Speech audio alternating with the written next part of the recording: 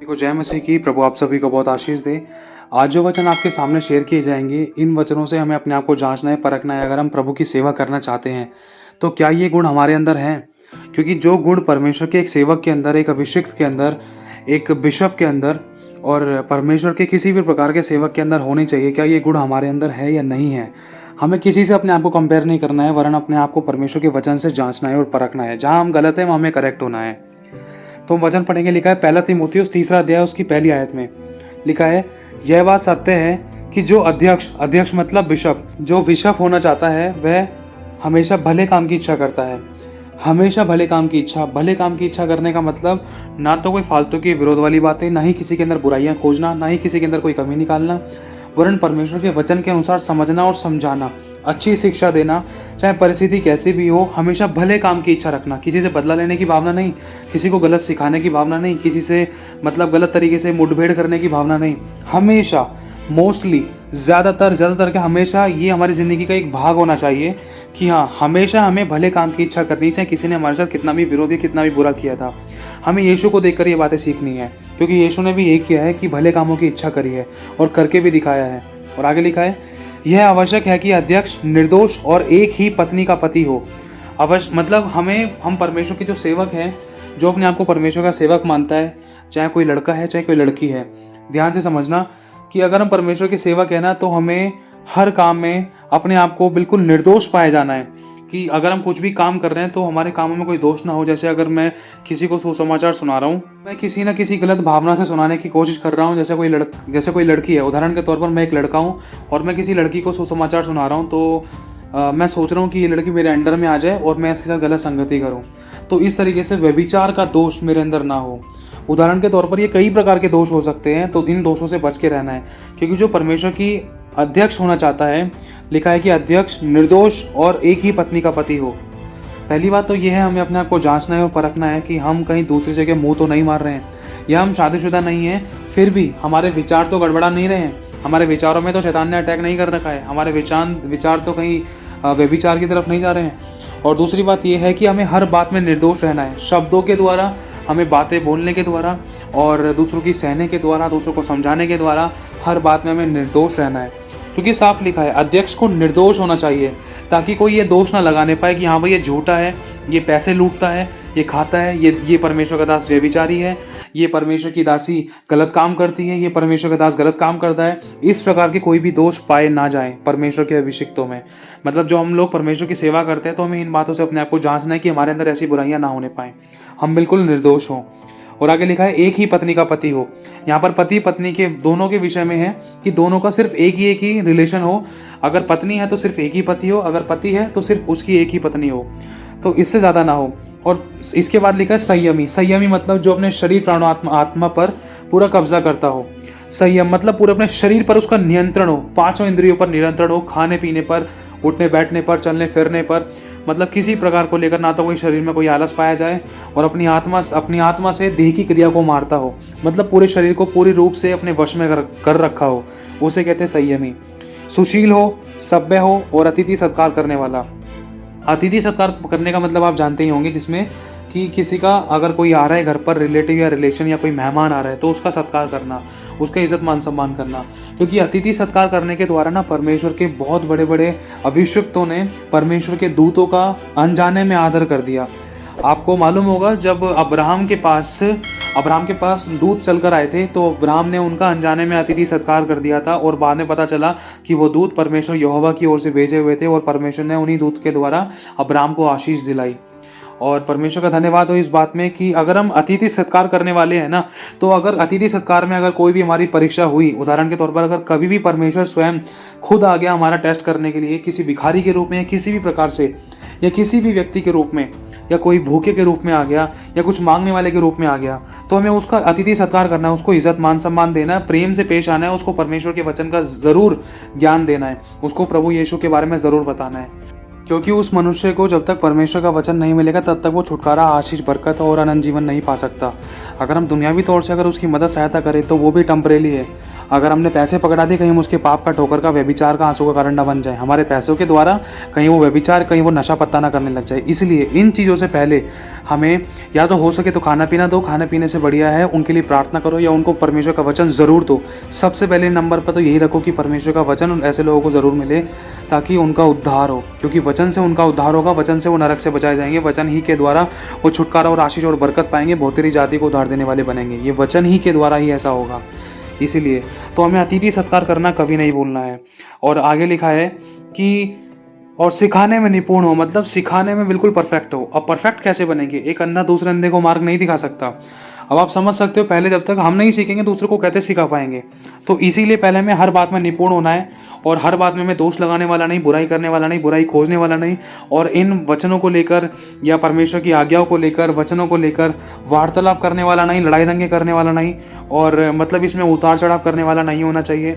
एक परमेश्वर के सेवक को इन चीज़ों के बारे में ना तो हमें वाद विवाद करना चाहिए कि हाँ भाई परमेश्वर का वचन ऐसे कह रहा है, तू तो गलत बता रहा, भाई मैं सही बता रहा हूँ, नहीं, ऐसी बातें नहीं होनी चाहिए, क्योंकि लिखा है ऐसी बातों से झगड़े रगड़े उत्पन्न होते हैं। तो हमें पहले परमेश्वर के ज्ञान को पूरी तरीके से पाने की कोशिश करनी है, और ये मत सोचना कि जब तक पूरा नहीं पाएंगे जब तक सिखाएंगे कैसे। देखो परमेश्वर जब चाहे जिस भी बंदे को, किसी भी व्यक्ति को खड़ा कर सकता है कैसे भी।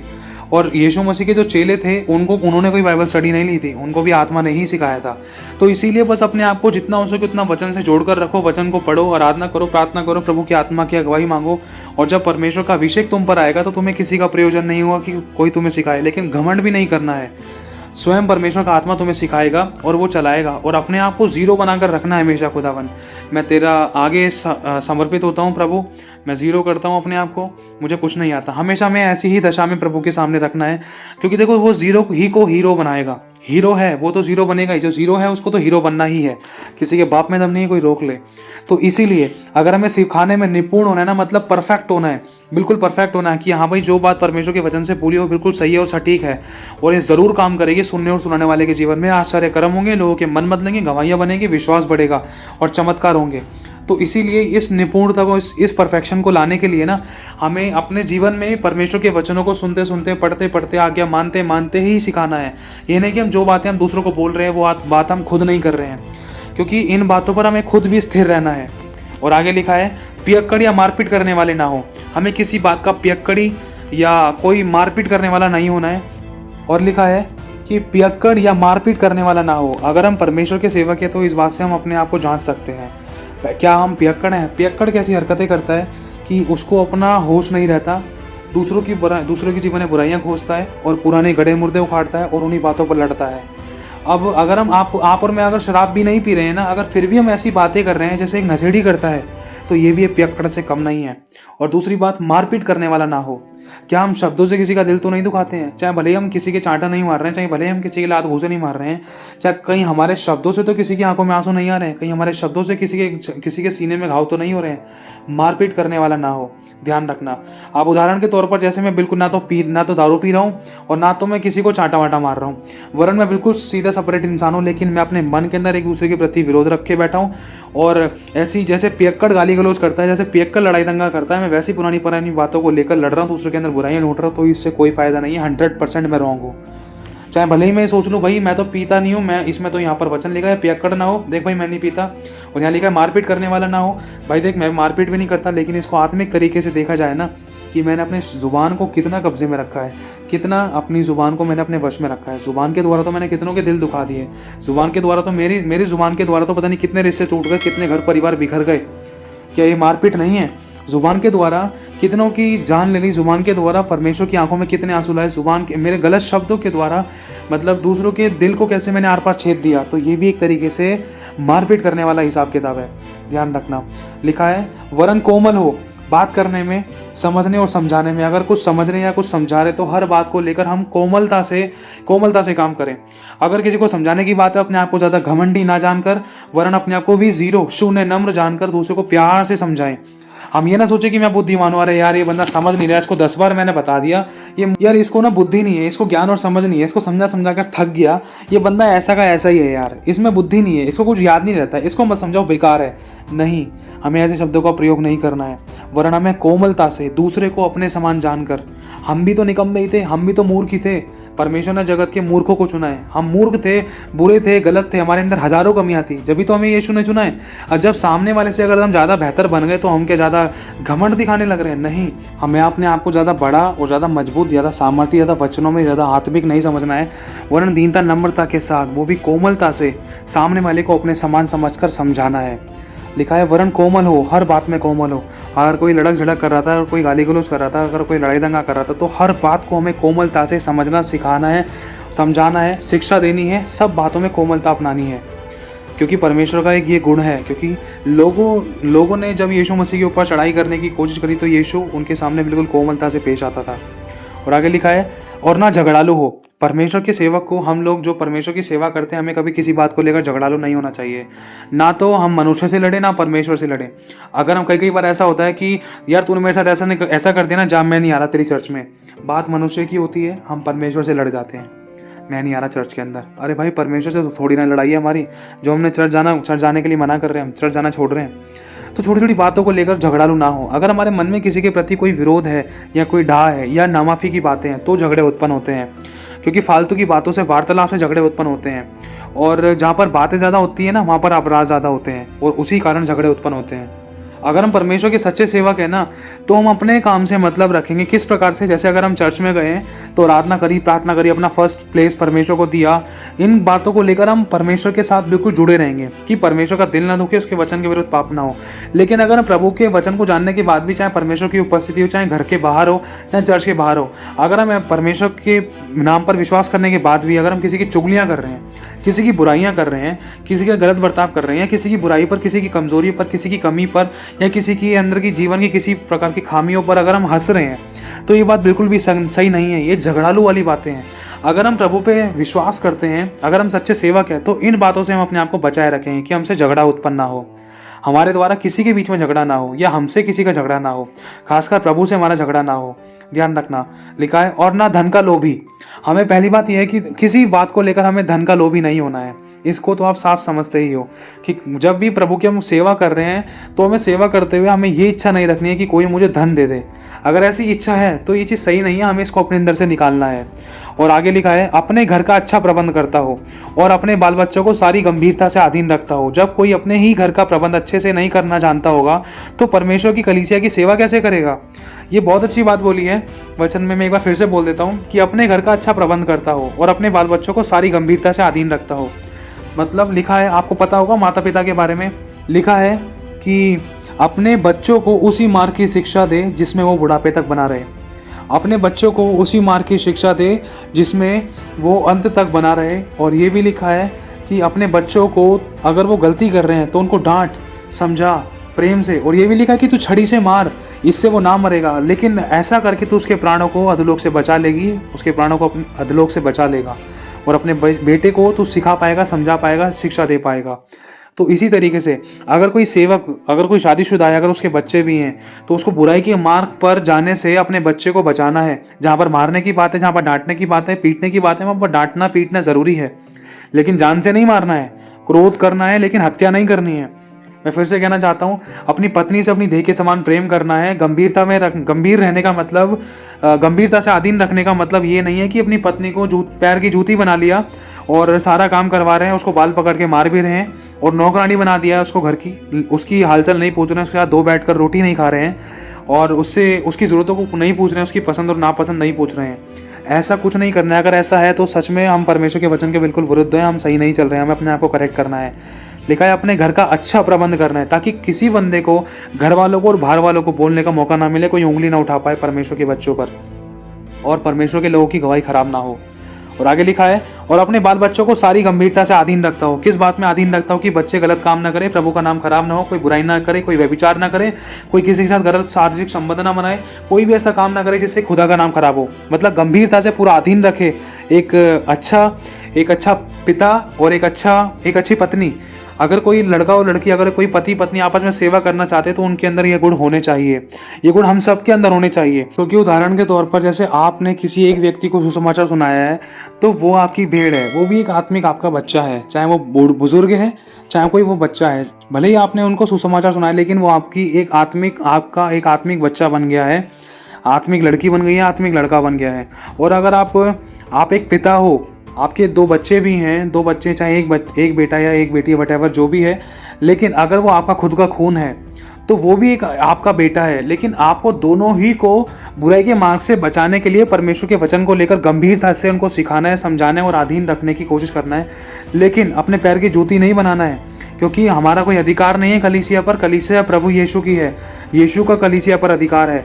लेकिन अगर हमें कोई दिखाई दे रहा है कि भाई कलीसिया का कोई व्यक्ति, हमारी खुद की भेड़ जिसको हमने सुसमाचार सुनाया है, या हमारा खुद का बेटा अगर व्यभिचार में जा रहा है, तो हम उसको परमेश्वर के वचन से डांट और फटकार सकते हैं और उसको वचन की गंभीरता से उसको समझा सकते हैं, दीनता, नम्रता, सहनशीलता के साथ, वरन झगड़ा करके नहीं और मारपीट करके नहीं। ध्यान रखना, पियक्कड़पंती में नहीं, गुस्से में नहीं, क्रोध में नहीं, हत्या करके नहीं, वरन दीनता, नम्रता, सहनशीलता के साथ वचन की गंभीरता से समझा सकते हैं। लेकिन अगर हमारा खुद का बेटा कर रहा है तो उसको हम छड़ी से मार भी सकते हैं। समझ रहे हैं इस बात को, क्योंकि लिखा है कि तो उसको छड़ी से मार, वो वह ना मरेगा, वरन तो ऐसा करके उसके प्राणों को अधोलोक से बचा लेगा। जैसे पिता हमें ताड़ना देता है, लिखा है ना, जिसे वो पुत्र बनाता है तो वो उसकी ताड़ना भी करता है। तो जैसे परमेश्वर का एक पुत्र है, उदाहरण के तौर पर परमेश्वर का पुत्र आप और मैं हैं, तो अब जब हमसे गलती हो गई तो परमेश्वर हमारी ताड़ना करता है। क्यों? क्योंकि वो हमें अपना पुत्र बना चुका है, पुत्री बना चुका है, लेकिन वो हमें जान से नहीं मारेगा।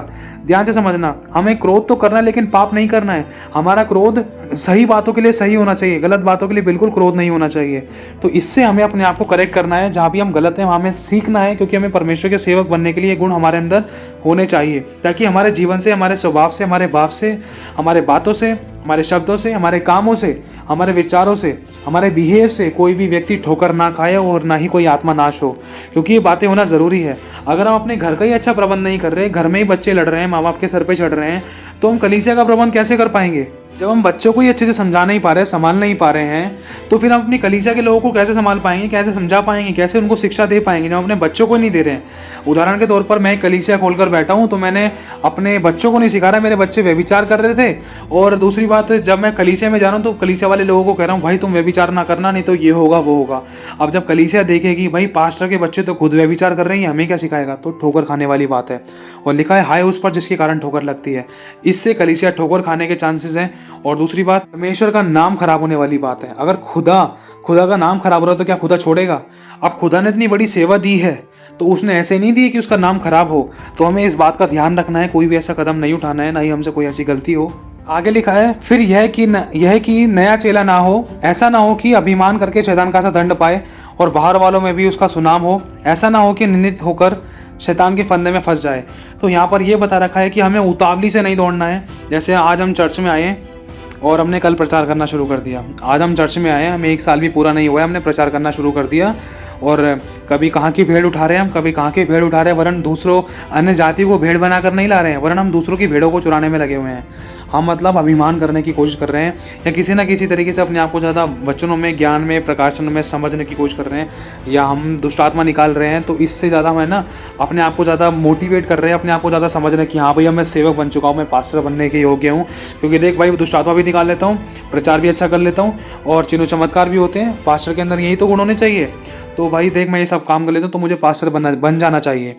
मतलब अभिमान करके किसी प्रकार का मन के अंदर, जीवन में किसी प्रकार की कोई ऐसी अभिमानीपन और या घमंड, किसी बात को ऐसा सप्रेशन लाइफ में ना आने पाए जिसके कारण शैतान का सा दंड पाए। क्योंकि साफ लिखा है कि, मैं एक बार फिर से पढ़ देता हूँ, लिखा है फिर यह कि नया चेला ना हो। हमें नया नहीं रहना है मसीह में। हमें मतलब उदाहरण के तौर पर हमें पूरे अनुभव से परमेश्वर की सिद्ध इच्छा को मालूम करते हुए आगे चलना है, बढ़ना है, उद्धार के कार्य को पूरा करना है। और जो सेवा परमेश्वर ने सौंपी है उसको अनुभव से परमेश्वर की इच्छा के अनुसार हमें करते जाना है। अगर हम डायरेक्ट ही पास्टर बन जाएंगे, उदाहरण के तौर पर आज मैंने सुसमाचार सुना है और कल मैं पास्टर बन गया, तो अगर कोई रोता भिलकता हुआ कोई कलीसिया के कोई लोग आए तो मैं उनको कैसे समझा पाऊंगा? जब मैंने खुद ही अनुभव नहीं लिया है ऐसी बातों का, तो मैं दूसरों को क्या शिक्षा दे पाऊंगा? बस यही बता पाऊंगा, प्रभु पर विश्वास रखो, विश्वास रखो, विश्वास रखो। ना तो उनकी गहराई को समझ पाऊंगा, ना ही उनको दुख को मैं महसूस कर पाऊंगा, जिससे कि मैं उनकी अच्छे से मतलब काउंसलिंग कर पाऊँ। तो इस तरीके से भीड़ के भटकने के चांस है। इसीलिए नया चेला ना हो, समझने की कोशिश करना। हमें प्रभु में अनुभवी होना चाहिए, बहुत ऐसे अनुभवी होना चाहिए। अनुभव मतलब हाँ भाई, मैंने हर प्रकार का अनुभव लिया लाइफ में। चर्चेस में मीटिंग में गया हूँ, मैंने पास्टर्स के बिहेव को देखा कि हाँ भाई ये बिहेव देखा तो ये गलत बिहेव मेरे अंदर नहीं होना चाहिए। या दुष्ट आत्मा ऐसे निकालते हैं, ठीक है ऐसे निकालते हैं। या प्रभु के धन के साथ ऐसे ईमानदार रहते हैं, ठीक है भाई मेरे को ऐसी ये बात सीखने के लिए मिले। तो हर बात में अनुभवी होना चाहिए। हर बात में अनुभवी होना चाहिए। तो लिखा है, फिर यह कि नया चेला ना हो, ऐसा ना हो कि अभिमान करके शैतान का सा दंड पाए और बाहर वालों में भी उसका सुनाम हो, ऐसा ना हो कि निंदित होकर शैतान के फंदे में फंस जाए। तो परमेश्वर का आत्मा यहाँ पर साफ बताता है कि उतावली से दौड़ने वाला चूकता है, उतावली से दौड़ने वाला चूकता है। हमें उतावली से नहीं दौड़ना है, वरन खुदा के धीरजबंद हाथ के नीचे दीनता से बने रहना है, और वो समय आने पर हमें उठाएगा। और उसकी ही बाट जोनी है, जब तक प्रभु ना चाहे, जब तक प्रभु न चाहे, जब तक हमें खड़ा नहीं होना है उसकी महिमा के लिए, वरना हमें सुसमाचार तो सुनाने रहना है। लेकिन एक जो पदवी होती है ना, एक कलीसिया के याजक की, एक सेवक की जो पदवी मिल जाती है, हाँ भाई अब से ये पास्टर है, अब से ये कलीसिया चलाएगा, तो उस पदवी के लिए ना हमें परमेश्वर की इच्छा के अनुसार चलना है। पदवी के लिए प्रभु की आत्मा की अगुवाई मांगनी है, प्रभु के लिए, प्रभु की ओर से, मतलब उस पदवी के लिए प्रभु की ओर से वो चिन्ह मांगने हैं। ध्यान रखना, चिन्ह शैतान भी देता है, लेकिन जब तक खुद स्वयं प्रभु ना कहे, जब तक प्रभु अपने अभिषिक्तों के मन में न डाले, जब तक प्रभु अपने अभिषिक्तों के द्वारा ना कहलवाए, जब तक ये चीज़ नहीं हो सकती। और उसमें भी हमें प्रभु की आत्मा की अगुवाई मांगनी, क्योंकि शैतान किसी के भी द्वारा काम कर सकता है। शैतान यही चाहता है कि एक परमेश्वर के नए विश्वासी के मन में एक ऐसे ऐसे दर्शनों को उत्पन्न करता है कि देख, तेरी भी अच्छी बीवी होगी, अच्छी गाड़ी होगी, अच्छा पैसा होगा, अच्छा बंगला होगा, तेरे पास भी हजारों हजार लोग होंगे, लोग तेरे को दान 10 पैसे देंगे, ऑफरिंग देंगे, तेरे चिन्ह चमत्कार होंगे, चल तू मेरे पीछे चल, देख तुझे दर्शन देता हूं मैं। कई बार शैतान भी दर्शन देता है। ध्यान रखना, हर बात में परमेश्वर के वचन से अपने आप को जांचना है, परखना है कि आप कहीं भरमाए ना जाओ। परमेश्वर की सेवा करते करते कहीं शैतान की या अपनी सेवा ना करने लग जाओ, अपना कॉलर ऊंचा ना करने लग जाओ। इसीलिए ध्यान रखना, हमें अभिमान करके शैतान का सा दंड नहीं पाना, वरन हमें अनुभव से परमेश्वर की सिद्ध इच्छा को मालूम करना है कि प्रभु अब तेरी इच्छा क्या है, कहाँ प्रचार करूँ, क्या वचन शेयर करूँ, कहाँ जाना है, कहाँ नहीं जाना, शुरुआत किससे करूँ, आराधना से करूं, प्रार्थना से करूं, किस दास से कब मिलूं, किसको फोन करूं, किसको नहीं करूं, कहां पर चर्च स्टार्ट होगा, कैसे कलीसिया को शुरू करना है, किसको सुसमाचार सुनाना है, किसकी कैसे अगुवाई करनी है, किसके घर में प्रार्थना के लिए जाना है। हर बात में प्रभु की आत्मा की अगुवाई और प्रार्थना से ही होता है। ध्यान रखना, जब तक प्रभु का आत्मा अगुवाई ना करे, जब तक इन चीज़ों में हमें कदम नहीं उठाना है। अब उदाहरण के तौर पर जैसे कोई लड़का है, अब वो कहीं पर है ना, प्रभु को बिना बताए ही चला गया, या फिर ऐसे बोल कर चला गया, प्रभु मैं वहाँ पर प्रचार करने जा रहा हूँ, प्रभु इस कलीसिया में प्रचार करने जा रहा हूँ, या फिर प्रभु मैं उस घर में हाउस चर्च लगाने के लिए जा रहा हूँ। परमेश्वर की आत्मा की अगुवाई नहीं मांगी, प्रभु से पूछा ही नहीं, प्रभु वो जगह कैसी है, सही है नहीं है, जाना चाहिए नहीं जाना चाहिए, वहाँ पर कैसे लोग हैं, कैसे लोग आएंगे कैसे नहीं आएंगे, कैसी दुष्टात्माएं होंगी, मैं कुछ कर पाऊंगा या नहीं कर पाऊंगा, प्रभु मुझे उपवास रखना चाहिए या नहीं रखना चाहिए, या वहाँ पर मैं ऐसे ही चला जाऊँ, प्रभु तेरे राइट टाइम कौन सा है। कोई क्वेश्चन नहीं करना, ना ही कोई कुछ बात परमेश्वर से परमिशन मांगना, ना ही कुछ परमेश्वर से पूछा। तो वो लड़का ऐसे ही चला गया। उदाहरण के तौर पर आपको बताया जाए तो समझना कि आपसे कुछ ऐसी गलती ना होने पाए, ना ही मुझसे, हम में से किसी से भी ऐसी गलतियां ना हो, प्रभु में संभाल कर रखे। अब जैसे ही वो लड़का चला गया, सिर्फ प्रभु को बोल के चला गया, प्रभु मैं वहाँ पर जा रहा हूँ प्रीच करने के लिए, प्रभु मेरी मदद सहायता करना, प्रभु मुझे बुद्धि ज्ञान समझ देना, आत्मा देना, अभिषेक देना। हमने सब कुछ तो परमेश्वर से मांग लिया, लेकिन परमेश्वर से परमेश्वर की इच्छा नहीं मांगी, प्रभु तेरी इच्छा है या नहीं, जाऊँ या नहीं जाऊँ। ध्यान से समझना, परमेश्वर की बिना इच्छा के वो लड़का वहाँ पर चला गया प्रचार करने के लिए। जब वहाँ पर दुष्टात्मा निकाल रहा था ना, दुष्टात्मा निकली किसी भी घर में, अगर कहीं पर भी घर में प्रचार करने चला गया, दुष्टात्मा निकल रहा था, तो वहाँ पर बहुत खतरनाक दुष्टात्मा थी। वो दुष्टात्मा के सामने वाले में से निकल तो गई, लेकिन अटैक उस लड़के पर ही हो गया। तो फिर वो दुष्टात्मा का अटैक ऐसा हुआ, फिर वो लड़के की हालत इतनी बिगड़ गई, समस्या परेशानी इतनी दुख तकलीफें बढ़ गई थी कि फिर वो बाद में उसने परमेश्वर के पास घुटने टिकाए और फिर परमेश्वर से प्रार्थना कर रहा है कि प्रभु मैं तो वहाँ पर बता कर गया था, मैं तो प्रार्थना करने के लिए गया था, मैं छुटकारा करने के लिए गया था, मेरे साथ ऐसा क्यों हुआ। अब बात ये आती है कि क्या हमारे बाप ने हमें भेजा था। समझना इस बात को, छोटी नहीं बहुत गहरी बात है। यीशु वहीं जाता था जहाँ पर पिता उसकी अगुवाई करता था, जहाँ पर पिता जाता था ना वहीं यीशु जाता था। यीशु स्वतंत्र नहीं था खुद, यीशु ने यही कहा था, ध्यान से समझना, यीशु ने कहा था जो मेरा पिता चाहता है वो मैं करता हूँ, मैं अपने आप से कुछ नहीं बोलता, वरन मेरा पिता जिसने मुझे भेजा है वही आप मेरे अंदर होकर बोलता है, मुझे दिखाता है, मुझे समझाता है, मुझे सिखाता है। उसने यीशु ने बहुत सारी बातें बोली हैं। यीशु ने यह भी कहा है कि मैं अपने आप से कुछ नहीं करता, वरन मेरा पिता जिसने मुझे भेजा है मैं उसे देखते हुए करता हूँ। मतलब यीशु मसीह एक एक पल एक एक कदम प्रभु की इच्छा के अनुसार रखते, पिता की इच्छा के अनुसार रखते प्रभु यीशु। तो जब उस लड़के ने, अब सोचने वाली बात है, बात मेन ये है, ध्यान से समझना है, फिर से कहना चाहता हूँ, इसमें सबसे ज़रूरी बात ये है कि हम कहीं भी जा रहे हैं, कहीं भी प्रचार कर रहे हैं, या कहीं पर भी हमने कलीसिया शुरू कर दिया, कुछ भी काम करना शुरू कर दिया, क्या उसमें परमेश्वर की आत्मा की अगुवाई हमने मांगी या नहीं। लेकिन जब समस्या में पड़े हम खुदा के पास क्यों आए फिर रोते हुए, प्रभु ऐसा क्यों हुआ, मैं तो तेरा ही काम कर रहा था। बेटा तू मेरा काम कर रहा था या शैतान का काम कर रहा था। क्या तूने मुझसे अगुवाई मांगी, क्या तूने मुझसे समय का निर्धारित पूछा, क्या तूने मेरी बात का वेट किया, क्या तूने मेरी आंसर का वेट किया। तू तो अपनी बताकर चला गया। क्या मैंने तुझे भेजा था? अब मेरी गलती है कि तुझे दुष्टात्मा लगी? बता मुझे। इसी बात को ध्यान रखना है मेरे भाई और बहनों, कोई भी ऐसे कदम नहीं उठाने जिससे कि शैतान को मौका ना मिले, ठीक है। इसीलिए मेरे भाई और बहनों, अगर हम परमेश्वर के सेवक बनना चाहते हैं तो इन बातों को जानना, सीखना, समझना हमें बहुत ज़रूरी है। इसके बाद अगर कुछ भी वीडियोस अपलोड होती है जैसे परमेश्वर की सेवा को करने के लिए, तो आप उन वीडियोस को ज़रूर सुनना। परमेश्वर का आत्मा आपसे बात करेगा, आप बहुत गहरी गहरी बातों को सीख पाओगे। आपके सालों भर के परिश्रम को आप मिनटों में या कुछ ही सेकंड में या कुछ ही समय में आप सीख जाओगे, जिससे कि आपको बहुत बड़ा परिश्रम करने की ज़रूरत नहीं पड़ेगी, ताकि आप समझ जाओ, ताकि आप, जैसे कि आपको पता है ना कि 40 दिन का सफ़र 40 साल में हो गया था। अब वो 40 साल वाला अनुभव आपने 1 मिनट में ले लिया, तो आपको 40 साल ठोकर खाने की ज़रूरत नहीं है। तो इसी तरीके से अगर वो गहरी बातें आप जान जाओगे तो आपका सफ़र एक तरीके से प्रभु में बहुत ईजी भी हो जाएगा कि हाँ भाई प्रभु, तेरी इच्छाएँ क्या है, मुझे ऐसे ऐसे प्रार्थना करनी है, मुझे तेरे साथ साथ चलना है। क्योंकि बात वही है, कहने का मतलब ये है कि अगर मैं प्रभु की इच्छा के बगैर चल रहा हूँ, अगर मैंने ठोकर खाई, अगर गिर गया, फिर दोबारा से मैं पहली क्लास से शुरू करूँ, तो उसमें मेरा ही टाइम वेस्ट था। तो है ना, तो यही चीज़ है, हमें ऐसी गलतियाँ नहीं करनी है, दूसरों के अनुभवों से सीखना है, जो सिखाया जा रहा है उनको समझना है, मनन करना है, उन पर खुद भी चलना है। तो ध्यान रखना, ये बात है हम सबके लिए, हम में से कोई परफेक्ट नहीं है, लेकिन प्रभु में सिद्ध बनाने के लिए आया है। प्रभु चाहता है सिद्ध बनो, क्योंकि मैं सिद्ध हूँ। तो प्रभु आप सभी को आशीष दे, आप सभी को जय मसीह की।